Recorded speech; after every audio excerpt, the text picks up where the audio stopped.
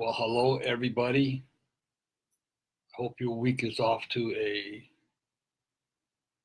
great start.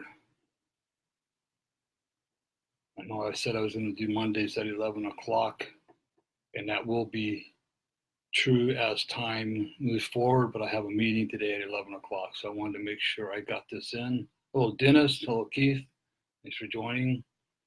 I want to make sure that I got this in the day before my meeting, so that's why I'm doing it at 10, but it will be at 11 o'clock from now on. So for those of you that might be watching from out of the area, hope your day's good. Out here in the desert, woke up to a little bit of rain this morning, which was refreshing. I was out cleaning out the backyard and got a little bit of shower, which I needed desperately. But no, it's a great morning out here in the desert. So like I told you last week, I'm going to go over a little chart that I think will be really helpful with the inner child stuff. I'm doing a lot of talking this week with different people, presentations and so on and so forth. So I want to go over this with you, and hopefully it will give you, I feel that it will, and all I ask is that as you watch this and listen to this, well, I didn't feel that earthquake, Keith. I heard about it. It was weird. I didn't feel it. 4.4, I guess. And we're having a lot of earthquakes, which is good. Maybe we won't have the big one. So I hope so. Maybe it's relieving for that real big earthquake they're worried about. But anyways, I'm not trying to change anybody's mind. I'm just trying to give people different perspectives on life. So I just would ask that all I ask of you is just to have an open mind. That's it. And the rest is going to be how you perceive it. I'm often asked the question, why does recovery take so long? Well, there's one simple answer, and I want to step back on recovery. What are we recovering? Alcohol and drugs is not the problem. It's just a symptom of a much deeper underlying issue. So in recovery, we're recovering it all. We're recovering, in essence, the person that God created us to be, that we somehow, somewhere along the line, we lost. And this chart will probably show you a little bit of that. So that's one reason. We got years and years of behaviors and attitudes that are ingrained in us, and they work for a very long time. They've kept us safe for a very long time, but there comes a time when they just quit working, and people start recognizing stuff in us that we don't recognize in ourselves, and eventually we'll start listening and we'll see that we need to get help. So it takes as many years, maybe not, but maybe more even, to develop the new patterns to replace the old patterns in our life. Because there's a little thing called the amygdala. And that amygdala is an almond-shaped and almond-sized part of our brain that holds all of our life's emotions. And so when things happen in our life, somebody says something, we get triggered. That filing cabinet starts going until the amygdala hits, for instance, the never amount to anything button when you make a mistake. And it just keeps repeating. See, you'll fail, you'll fail, you'll fail, you'll fail. So we need to redo those beliefs, those false beliefs that we have in us. And the other reason is this chart I'm going to show you right here, because in those beliefs we've had throughout our years and growing up, it's not just one belief, there's a multitude of them. And how they get there is generally in our upbringing with a combination of how our parents talk and treat us, talk to us and treat us, how society treats us, how our coaches, our teachers, our friends teach us. We develop a lot of beliefs that aren't necessarily true about ourselves. Beliefs that we think we should be because that's what other people tell us we are or what we should be. Okay. So essentially what happens is that this is the chart right here. And you probably can't see it all. I'm doing this from my laptop, so I apologize, but I'll explain it the best I can. And please type in any questions that you might have as this goes, okay? I'm also going to put all my videos, all my live feeds on Facebook, just so not Facebook, I'm sorry. They're on my YouTube channel. It's Randy Boyd, Healing the Man Within YouTube channel. So at the end of this, when you go to, if you could go to that channel and just hit subscribe, it just takes a minute. You'll just notice when I get new videos coming up. Nothing big, no money. There's no money involved. I'm just trying to build that platform. Okay. So, anyways, here we are right here in the center. The center part is our inner child. It's the essence of who God created us to be. And at this point in time, we're innocent. All we know really is the love of Christ. It's basically what we really know. Okay. Keith, I can probably create that for you. Okay. Probably create that for you. I'll get back to you on that and let you know for sure. So anyways, we're born innocent. We're born into a world of sin, but we're not born sinful. It's pretty hard to be born sinful when we're just being born. And so throughout our life, we have a certain amount, and we have several events, and we all, as children, we can't escape traumas of life. Now, for those of you who go, oh, trauma is a bad word, then let's go to what the Kaiser Permanente would call them, and that's the adverse childhood experiences, or the ACEs. And there's a test you can take on their website that's just absolutely phenomenal, and you'll find out a lot about yourself by taking that test. We've got events and we've got traumas that happen in our life. So as we're growing up, we build this fence around us. And this fence is created by the events that cause trauma in our life. Okay. And some of the trauma, or some of the ACEs, okay, now remember, my trauma came from sexual, physical, emotional, spiritual abuse. And I know that a lot of people can't relate to that.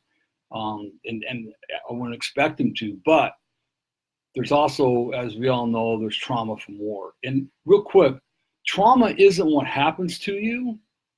Trauma is what happens within inside of you because of the event, okay? So trauma could be, like I say, many types of abuse. It could be you witness a car crash, or you're in a car crash, one of the two. It could be any kind of abuse. It could be yelling. You get yelled at all the time, which is a form of emotional and verbal abuse. You could be living with an alcoholic. My wife was traumatized. As much as I loved her, and our first part of our marriage was great, there was a period of our marriage that was pretty traumatic to live with. It could be our addictions. You could be raped.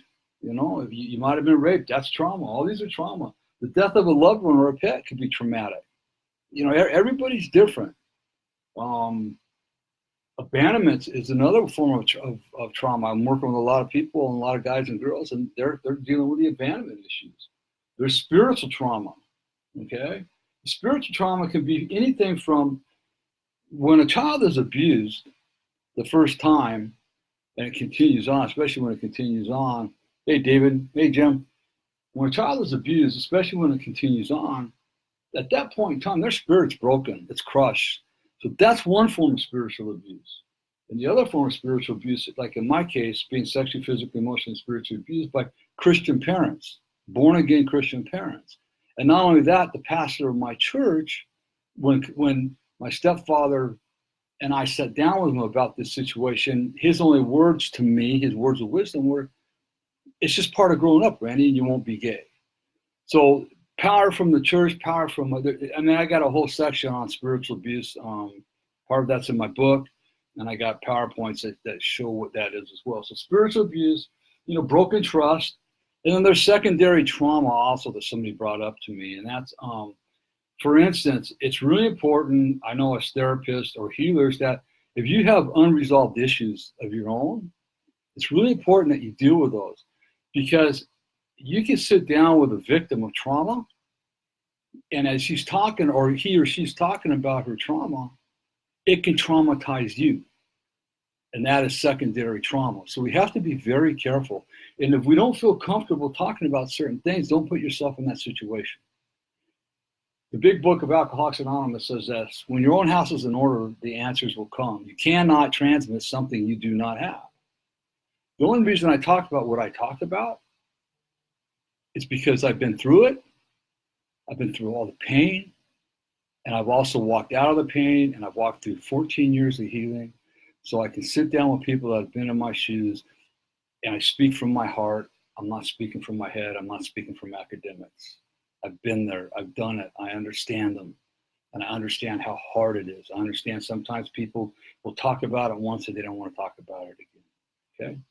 So there's a lot of different forms of trauma or adverse childhood experiences that we have to work through. There's a doctor, and I can't remember his name. I'm sorry. I know Dr. Gabor Mate is one. And another doctor just came out with an article that says that if you want to resolve this opiate situation and problem we have in our world and in the United States, then let's deal with the adverse childhood experiences. Because until we deal with those, no addiction will ever go away. The chances of staying sober for the rest of your life are very slim if you don't address those unresolved childhood traumas or adverse childhood experiences. Okay? And I've worked with several people throughout the years, and one kid actually said that he got out of treatment. He talked about it in treatment. He heard me speak. He talked about it with his counselor in treatment. 3 months later, he relapsed because he got out, was triggered, wasn't given the tools. His comment to me was, I thought that by talking about it once, I had dealt with it, but that's not true. And dealing with it is not healing it. You have to work through it. And 2 years later, he hung himself because he couldn't face the issues. And he got a hold of me when he relapsed. We worked for about 3 or 4 or 5 months. And then he went out and did what he had to do. Okay? So this is nothing to be dealt with lightly. It can be a very serious issue. Okay? And there's a lot of issues that one must deal with. So anyways, get back to this. So I'm going to make this real simple. So here's the traumas. And then what happens is that this is me, all right? Or this is you or me, or who we think we are, or who others in society want us to be. And read the book, The Four Agreements by Don Miguel Ruiz, and he's got a chapter in there, I think it's called The Domestication of Self, and he makes this very clear and very understandable. So a lot of us, we don't even get a chance to develop the person that God created us to be because we got the world telling us who we should be. We got parents telling us we want you to be a lawyer or a doctor, we want you to go to school, we want you to do this, we want to do that. And I won't go into that big detail, but most of us are not who we truly intend to be. Maybe when we work through this process, we find out that it is who we want to be, but we found it in our own way. So let's take, for instance, eventually, like for instance, my wife was very controlling, all right? She was, still can be a little bit. But people might say, man, Randy, your wife, man, she's got to take control of everything. And doesn't that bug you crazy? No, man, I go, she's just a typical woman, okay? But it keeps up and people keep on telling me, and eventually I'll go talk to my wife. I said, Kathy, man, I got a lot of people telling me that you just seem like you're trying to control everything in your life. As a matter of fact, they don't want to be around you. Now, this is a hypothetical situation. Her thing was codependency and controlling, but they don't want to be around you no more, babe. You need to really look at this controlling issue. Man, I'm not in control. I'm not a control freak. Believe me, I'm not. Okay, I'm just letting you know what I'm hearing. So this goes on for a while. And finally, something happens one day, and the sunlight of the Spirit just hits on top of her.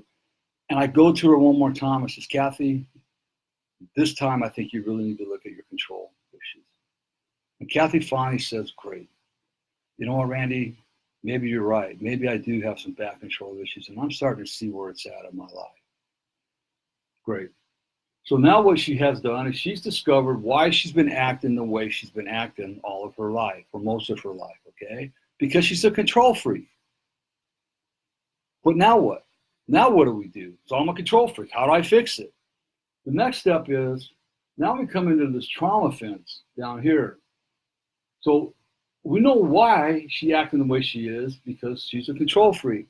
But what made her the control freak? If we don't know what or the why, how are we ever going to heal? Joe up at the clearing in Washington, D.C. says, or not Washington, D.C., I'm sorry, Washington State, says this, that if I'm sitting here talking to somebody and all of a sudden they feel this, let's just say rage come up, okay, or shame, whatever it is, and they voice it to me, and I would say, you know that feeling of rage or shame that you're feeling right now? Not the word, but the feeling. When was the first time you ever heard that? And who were you talking to and what were you talking about? When was the first time you felt that feeling that you're doing? Who were you talking to and what were you talking about? That is the root that we have to get to. So we got to come back in here, and now we're going to visit, why is she controlling? What made her so controlling? Well, it could be a number of different things for different people.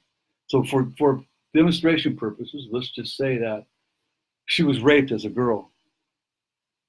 Okay, and this is just demonstration purposes. She wasn't raped, but she was raped as a child. Right? She didn't have control of her body. She didn't have any control over anything. Right? Hey, John, good to see you. She didn't have control over nothing. Right? And through that, as she got older and older and events happened in her life, she was going to take control of her life no matter what. And that might look like now when it comes to sex, now I'm just using sex on this one. Now if she comes to sex, she's going to be oversexed. She can't get enough. And she's going to be all over a guy. I got to have more. I got to have more. Or she's going to be real cautious when it comes to sex, real timid. She won't want to have sex at all. And that's on the sex part. But there'll be other areas in her life that she'll want to control, because when a child is raped, they have no control. They lose all control of their body. They lose all control of the situation. All right. So now she knows what caused her control issues. Great. So now we got to start journeying back in here to our inner child, to the essence of who we are. And we got to start reprogramming that inner child. You were raped. Right. You had no control over it. It wasn't your fault. But today you're an adult. And we're going to help you love this inner child back to life. You from this point forward, we will help you and we'll work with you.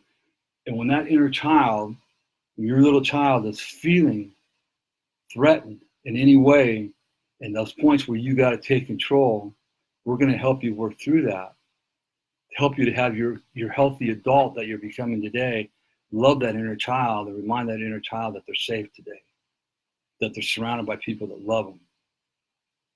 Okay? So that's a process. And that process could take, nobody knows. Everybody's different, right? So during this process, the sunlight of the Spirit drove us to find out what's going on in our life, why we're this way, right? We discovered it. Now we're working on rebuilding ourselves. We're working on redoing our neural pathways. And now the sunlight of the Spirit is shining down on us in a different way. So now we're going to walk, instead of walking kind of away from the sunlight of the Spirit, and the reality is we're walking towards it, now we're going back out, and we are walking directly to the sunlight of the Spirit, right? And so now as we go, and we get up here in this trauma fence, and something triggers us, our goal is, here we're a victim, and over here, we want to be a victor. We want to take this, and what lesson did we learn from it? What do we learn from the rape or whatever else happened in our life? What did that teach us as a human being? And not only that, the more important part is this: how can I use what I learned and what happened to me to help others? That's the key right there. Because when I was doing all this stuff, I didn't understand it. And I've done all my work, I'm coming out here, and now I've helped hundreds of men and couples because of my experience. I've turned it around from a victim to a victor to helping people that have the same kind of issues. So we ask, how can I learn from this experience? And then how can I help others through what I've gone through and what I've learned? So we walk through that barrier. We're walking with a mentor. You cannot do this alone. You have to have a good mentor or a good coach. Okay? And then as we walk in towards the sunlight, now we get back out here and we hit something out here and we start trying to take control again. Why am I keep on controlling? So again, your mentor's working with you. And what we want to do is turn your control over here into acceptance. Okay? Because if we're controlling, we're fighting. If we're not in a place of acceptance, we're in a battle, we're in a war, and it's going to tire us out. Now, it's very important to remember that acceptance does not mean approval. It does not mean approval. But if we're not accepting, we're gonna wear ourselves out. We're gonna lose. I was a perfect example of this. My wife pointed it out to me one day when I was trying to help a guy in early recovery, and she looked at me. She goes, "Randy, aren't you tired? What are you talking about? You ought to hear yourself talk about this. It's exhausting me, so it must be exhausting for you." Man, and it woke me up. So we go from not knowing what to knowing, or not knowing why we act the way we're acting, to knowing, hey, I got control issues, and we finally are ready to figure, to work on it. So, what caused my control issues? We hit that point. We go back in here to this inner child. And we start loving this inner child. And as we're doing this, we're walking out. What lesson can I learn from what happened to me in my youth? How can I use that lesson to help others? And then instead of controlling when something comes up, I now come to a place of acceptance. And then we keep walking towards the sunlight. Boom, one character defect taken care of. That could take 6 months. That could take a year. It's all up to the individual. Okay? Hey, Travis. When people ask, well, Randy, why does recovery take so long? Well, okay, that was control. What about being selfish? What about your anger? What about being bitter? What about isolating? What about your insecurities? Why are you so judgmental? What about your depression? Now, with depression, there's clinical depression that takes some serious, you need to make sure that's diagnosed by a professional, and you follow through with your therapist and a psychiatrist on the clinical depression. What helped me get out of my depression was all the work that I've done. And then recently, about a year ago, I was doing some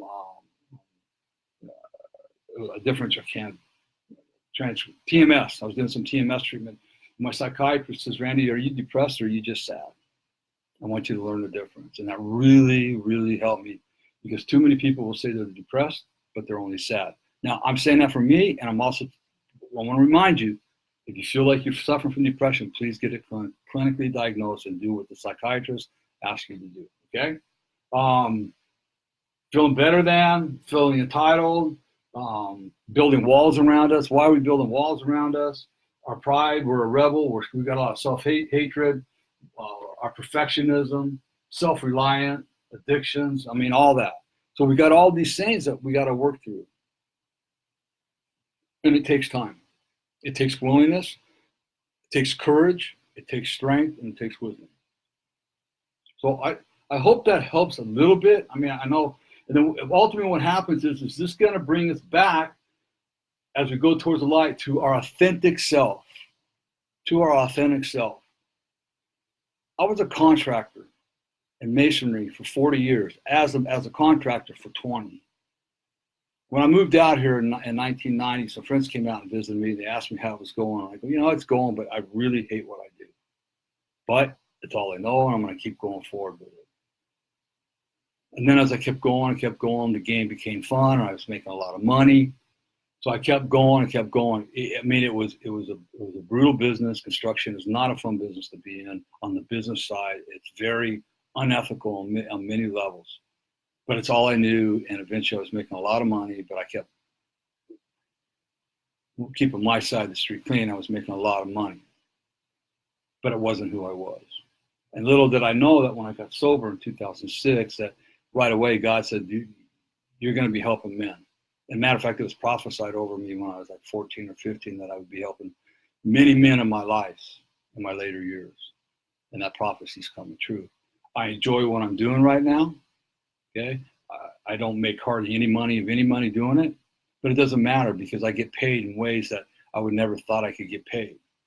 I'm happier than I've ever been in my life, and I'm not exaggerating. I'm not on some magic pink cloud. Believe me, life hits me very, very hard and very fast. But I've come to a place of acceptance. I got a wife that loves me to death, very supportive. She's worked through all this with me, and I know on that note alone, I am a very, very lucky man. There's a lot of men that are married to wives and women that would not put up with what my wife has put up with me, that would not support them as my wife supports me. And I understand that. And I'm grateful for the wife that I have, that I almost lost. So I hope this helps. And if I can create a PDF with it, And if you want a copy of this, I can give it to you. It'll just be a rough outline. Just shoot me your email, shoot me a private message with your email, and I will make sure that I get it off to you. It might be next week before I get it off to you, because I've got a conference. I got a meeting this afternoon, then Arizona. I'm in a conference for the next 2 days. I won't be back until late Thursday. So, but I will get it to you if you'd like a copy of this, and you can modify it however you want. It was given to me. A rough draft of this was given to me by my therapist, and I've just modified it and made it a little bit clearer.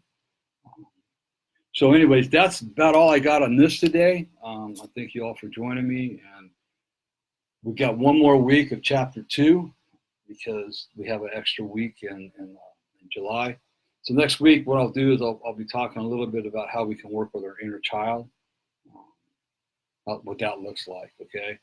Have an exercise for you to do, and then write some stuff down for you. So I hope you enjoyed this. I hope it was helpful. I hope you can use it with some of your clients, or you can use it yourself.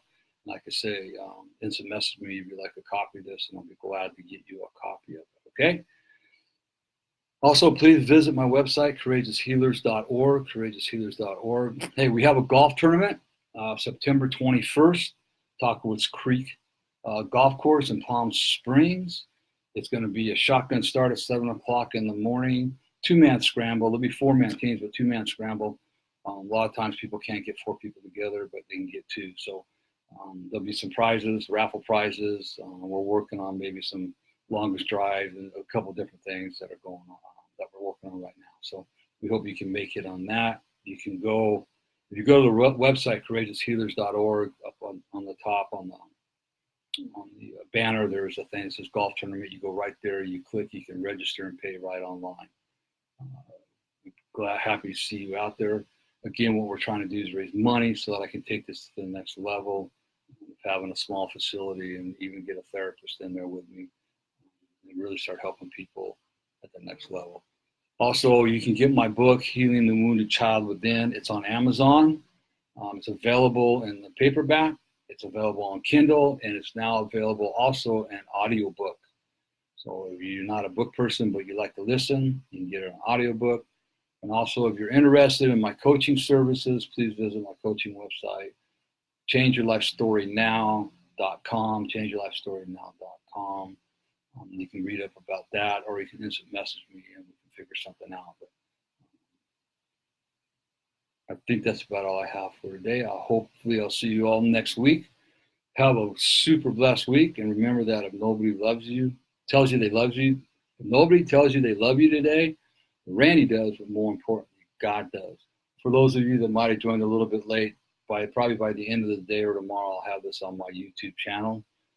Healing the Man Within, just Randy Boyd, Healing the Man Within. Go to that. So if you do me a giant favor, it's just go there. It takes 2 seconds. Hit subscribe to it. I'm actually going to put it on. I'll put that on Facebook, the YouTube link also. And just hit subscribe for me. I'm just trying to build that audience as well. Okay. Everybody have a blessed week. Thanks for joining me. See you next week. Bye.